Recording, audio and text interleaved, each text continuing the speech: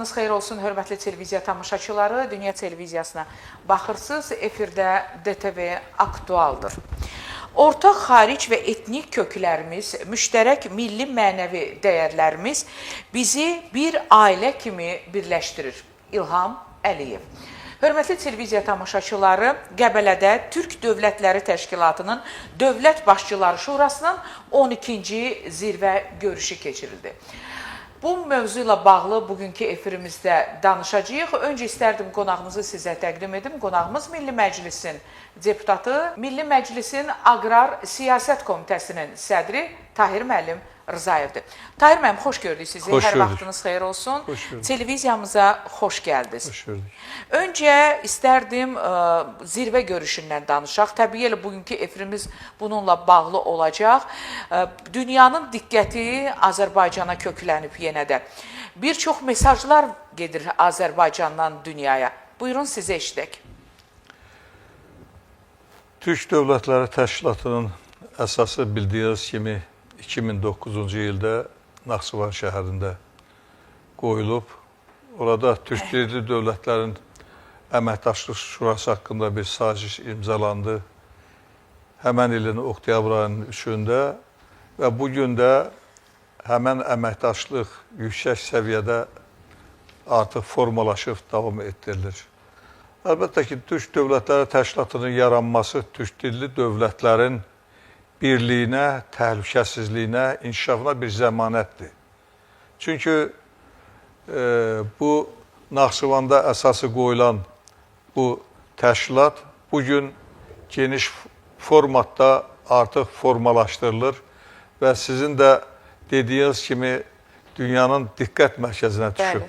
Və təşkilatın 12-ci bu zirvə görüşünün Qəbələdə keçirməsi də bir rəmzi məna daşıyır. Bəli. Çünki Qəbələ tarixi Azərbaycan torpağıdır və bildirildiyi kimi bu torpaqda bu zirvə görüşünün keçirilməsi onun daha belə geniş şəkildə işıqlandırılmasına, dünyaya çatılmasına həm də bir mesajdır. Bəli, bəli. Mesajdır ki, deməli, Türk dövlətləri Azərbaycan paytaxtında deyil, Azərbaycanın qədim bir torpağında, Qəbələdə toplaşırlar və buradan dünyaya bir təhlükəsizlik, sülh mesajı verirlər. Bəli. Bu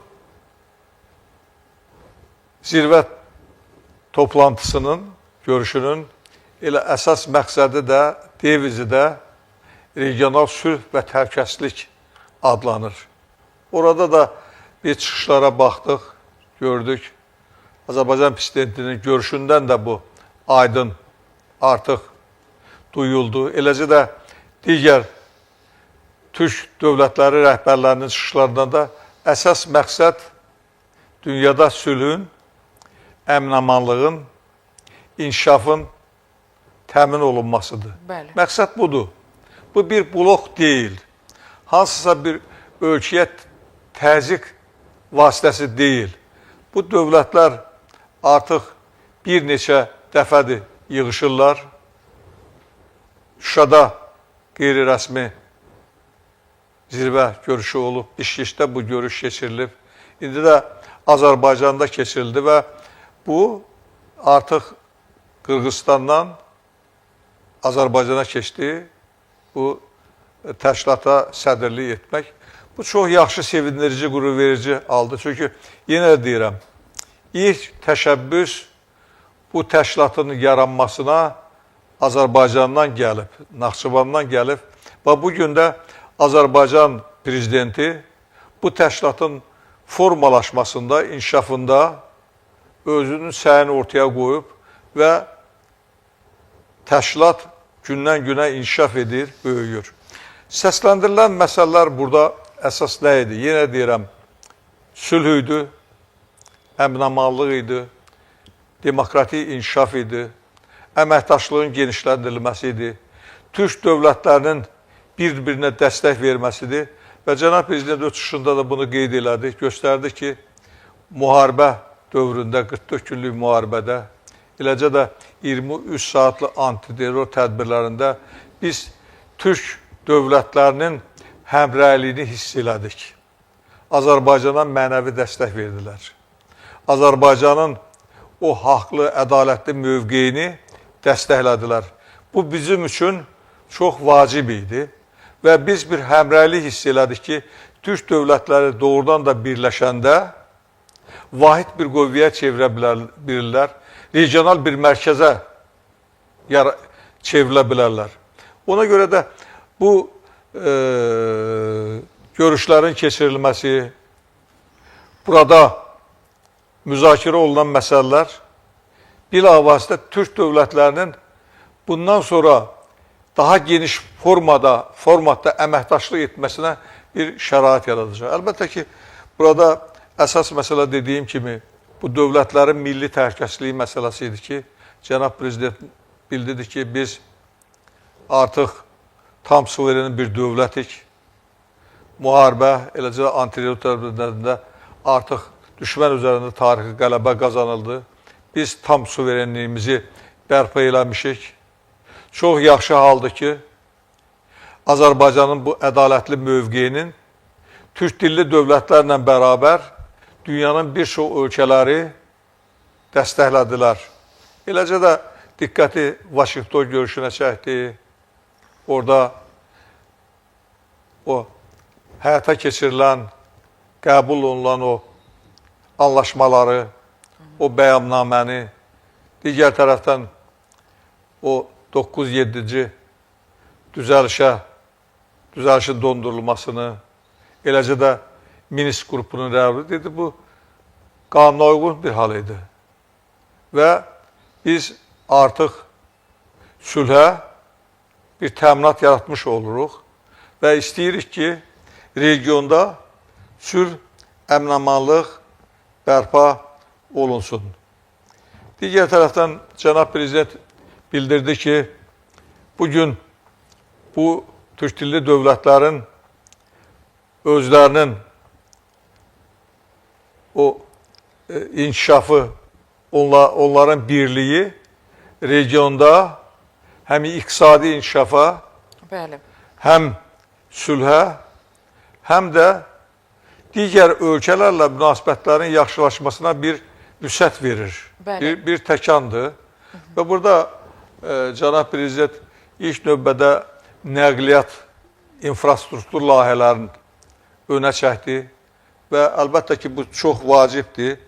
Biz bilirik ki, bugün artıq Azərbaycan bir nəqliyyat mərkəzinə çevrilib. Dünya üçün çox vacib bir nəqliyyat infrastrukturu artıq mövcuddur və faktlar da bunu bir daha göstərir ki, biz rəqəmləri nəzərə alsaq görək ki, Türkiyə ilə Mərkəzi Asiya respublikalarından elə o Azərbaycan ərazindən keçən o tranzit daşımaların həcmi bugün hardasa 11 milyon tondan çox olub. Bakı-Tbilisi-Qars dəmir yolunun yük daşıma gücü artıq 5 milyon tondan keçib. Digər məsələlər var ki, əlbəttə ki, orta dəhliz, Zəngəzur dəhlizinin açılması gələcəkdə artıq deməli dünya ölkələrinin diqqətini Azərbaycana çəkəcək. Və bugün də bu bir diqqət mərkəzindədir. Dünya ölkələri bu dəhlizlərin gələcəkdə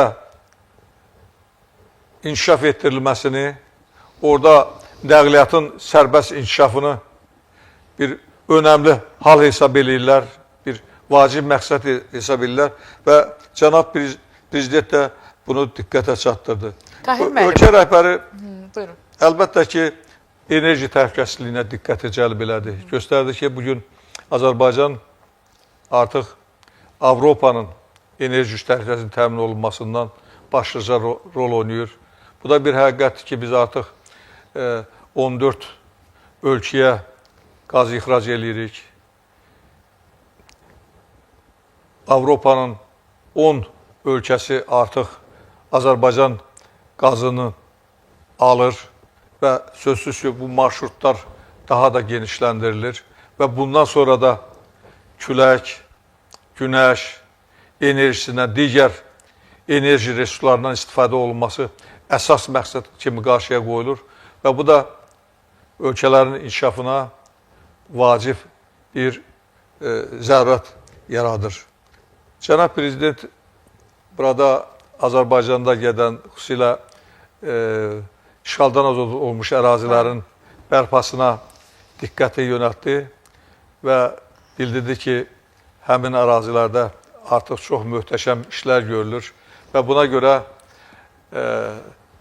Türk dövlətlərinə özünün minnətdarlığını bildirdi. Bildirdi ki, artıq burada bugün bu zirvə görüşündə iştirak edən Türk dövlətlərinin rəhbərləri həmin ərazilərdə məktəblərin tikilməsində, mədəniyyət mərkəzlərinin açılmasında, müəyyən infrastruktur layihələrinin həyata keçirilməsində yaxından iştirak edirlər və bir daha qeyd elədi ki, Türkmənistan bu günlərdə Füzulidə bir məscidin, müasir tipli məscidin artıq tikintisinə rəvac verib və orada da həmin tikintinin təməl qoyma mərasimi keçirdilər. Və çox böyük dəyər verdi ki, artıq Türkiyə şirkətləri də həmin bərpa quruculuq işlərində yaxından iştirak edirlər. Ümumiyyətlə, bütün sahələrə burada toxunuldu. Nəinki təhlükəsizlik, nəqliyyat, energetika, mədəniyyət, elm, təhsil, turizm, bütün sahələr demək olar ki, o çıxışlarda əhatə olundu. Bəli, Tahir müəllim, tarixi günləri yaşayırıq, tarixi bir sammitdir, tarixi bir görüşdür, tarixi çıxışdır Cənab Prezidentin və Cənab Prezidentin çıxışını diqqətlə hər birimiz izlədik. Qeyd etdiyiniz kimi, Qarabağ və Şərqi Zəngəzurun bərpasında dəstək olan o dövlət başçılarına öz təşəkkürünü Cənab Prezident bildirdi. Eyni zamanda o çıxışında qeyd etdi ki, ciddi geosiyasi mərkəzlərdən biri kimi formalaşır Türk Dövlətləri Təşkilatı və ölkəmiz təşkilatın işinə dəstək məqsədi ilə katibliyin hesabına 2 milyon Amerika Birləşmiş Ştatları dolları iyanə edib. Bunların hamısı onu göstərir ki, Azərbaycan ətrafına, bütün o Türk dövlətlərini ətrafına toplayır və bir güclü bir mərkəz kimi formalaşması üçün də öz dəstəyini verir. Gəlin razılaşaq ki, elə ölkələr var ki, bu Türk dövlətlərinin bir olmasının, güclü olmasının əleyhinədir. Düzdür, elə ölkələr var ki, leyhinədir. Amma əleyhinə olan ölkələr də var. Sözsüz ki, qısqanclıq var. Çünki hətta müəyyən fikirlər yürüdürlər ki, artıq Türk dövlətləri birləşir bir Turan formasında, bunlar bir hərbi bir blok yarada bilərlər, böyük hərbi gücə sahib ola bilərlər. Ancaq dövlət rəhbərlərinin hamısı, yenə deyirəm, orada bir fikir ifadə elədilər ki, bizim birliyimiz iqtisadi inkişafa yönəldilib, sağlam əməkdaşlığa yönəldilib, sağlam münasibətlər zəminində qurulub. Biz bu birliyi, bu toplantıları heç də başqa ölkələrə bir təsir mexanizmi hesab eləmirik. Güc mexanizmi hesab eləmirik. Biz öz iqtisadiyyatımızı yüksəltməkdən ötürü, öz xalqlarımızın xoşbəxtliyi üçün bu zirvə görüşlərini keçiririk və vacib olan məsələləri gündəmə gətiririk. Əslində, bu həm də bəşəriyyət üçün faydalı bir mesajdır, bir yoldur. Çünki yenə deyirəm, bugün dünyada gedən müharibələr, o münaqişələr göstərir ki, dövlətlər arasında sağlam münasibətlər yoxdur, pozulub. Bunlar qarşılıqlı əməkdaşlığı dəyərləndirmirlər.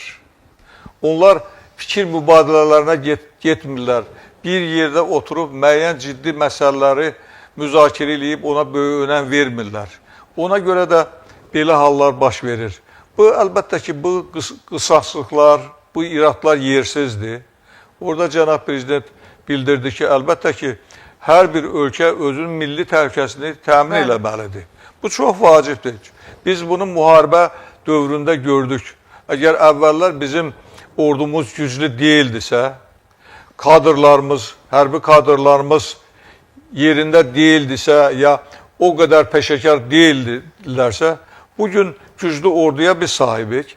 Bu ordu əlbəttə ki, daha da gücləndirilməlidir. Çünki bu ölkənin müdafiəsi üçün vacibdir. Və cənab prezident orada bir təklif kimi irəli sürdü ki, hərbi təlimlərin keçirilməsinə mən üstünlük verirəm və belə təlimlərin keçirilməsi çox vacibdir.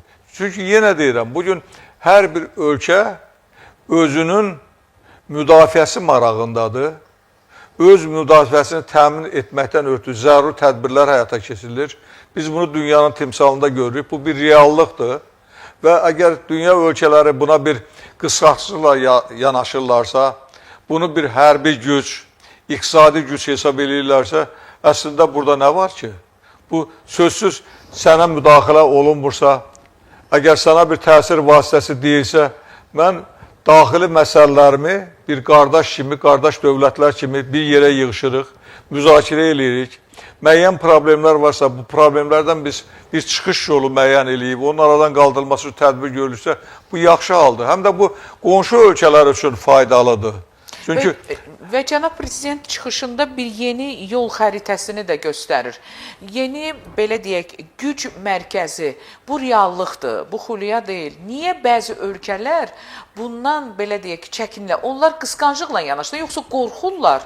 Bilirsiniz, həm qorxu var, həm qısqanclıq var. İndi baxın, görün, dünyanın bugün o özünü demokratik sayan, sivil sayan, İnsan haqları uğrunda mübarizə aparan bir ölkəsi hesab olunan Fransada hansı hadisələr baş verir? Artıq bir neçə aydan bir hökumət dəyişilir, baş nazir dəyişilir. Ölkənin prezidentinə etimadsızlıqdır. Halbuki bu dövlət başqalarına dərs deyir. Yeri gələndə həmin dövlətlərə qarşı təcavüzkar mövqedə olur. Elə Azərbaycanın timsalında biz bunu görürük. Amma öz ölkəsini idarə eləyə bilmir bu. Bu nədən qaynaqlanır? Ondan qaynaqlanır ki, Azərbaycan tarixi qələbə qazandı, düşmən üzərində tarixi qələbə qazandı. Düzdür, Ermənistana Fransanın dəstəyi çox böyük oldu. Nəinki Fransanın dəstəyi, eləcə də Ermənistana havadarlıq edən bir çox dövlətlər müharibə dövründə ona istər maddi, istər mənəvi dəstək verdilər. Bir silah verdilər, bir digər hərbi texnikalar verdilər, hətta əskər verdilər. Ancaq biz qalib gəldik.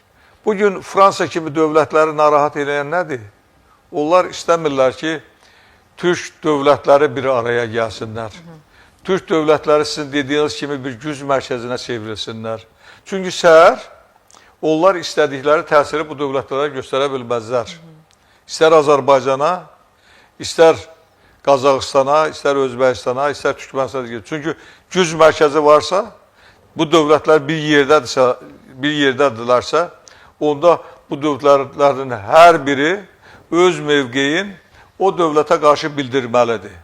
Və əlbəttə ki, bu bir güc mərkəzi kimi qüvvə deyiləndə, söz deyiləndə daha təsirli olacaqdır və onlar öz qarşılarında bir yox, bir neçə dövləti görəcəklər. Onların gücünü görəcəklər. Bilirsiniz, indi ona görə də cənab prezident də çıxışında dəfələrlə bildirdi ki, biz belə görüşlərin, tədbirlərin sayını artırmalıyıq və istənilən səviyyədə bu təşkilat formalaşmalıdır, genişlənməlidir. Ətrafına ona dəstək verən qüvvələri cəlb eləməlidir. Bu da bir düşünülmüş bir yoldur, həm də reallıqdan irəli gələn bir yoldur. Bilirsiniz, əgər hər hansı bir dövlət tək qalırsa, onun üstünə gələnlər çox olur. Tam doğru. Loru dilindən desək, onun başından vuranlar çox olur. Ancaq bir güc, bir qüvvə səfərbər olunanda ən böyük dövlətlər belə yeri gələndə həmin güclərin səsini eşitməyə məcburdular. Həmin güclərlə razılaşmağa məcburdular. Mən yenə də deyirəm, burada səsləndirilən fikirlər heç də hər hansı bir dövlətə qarşı bugün toplaşmaq, zirvə görüşləri keçirmək ya səhər gələcəkdə həmin dövlətə qarşı hansısa bir təxribat həyata keçirmək məqsədi daşımır. Bu, ali bir məqsəddir. Türk dilli dövlətlərin birləşməsi, Türk dövlətlərinin bir araya gəlməsi, bəşərət üçün faydalı işlər görməsi və Azərbaycan'da fikir verin ki, siz bir Türk dilli dövlət kimi siz fikir verin ki, müharibə apara-apara o dövrdə koronavirusun tüyğana etdiyi bir vaxtda neçə ölkələrə mənəvi kömək göstərdi, maddi kömək göstərdi. Bu, əlbəttə ki, bir humanizmidir. Bəli. Bu, həm də dövlətin bir iqtisadi gücünün göstəricisidir ki, bu ölkənin iqtisadi potensialı var. Burada iqtisadiyyat davamlıdır. İnkişaf edəndir ki, həm müharibə aparır, həm ölkəsi daxilində belə qorxulu xəstəliyə qarşı mübarizəni gücləndirir, həm də belə bir şəraitdə digər ölkələrə dəstək olur. Vaksinlər göndərir, pul göndərir, digər ölkələrdə təmir, bərpa işlər aparır, məktəblər tikir, məscidlər bərpa eləyir. Bilirsinizmi? Bu bir humanizmin, insanpərvərliyin bir göstəricisidir. Və bu görüşdə də bunlar dəfələrlə dilə gətirildi ki, məktəblər tikmək, abadlaşdırmaq, iqtisadiyyata dəstək vermək, yollar salmaq, məscidlər tikmək.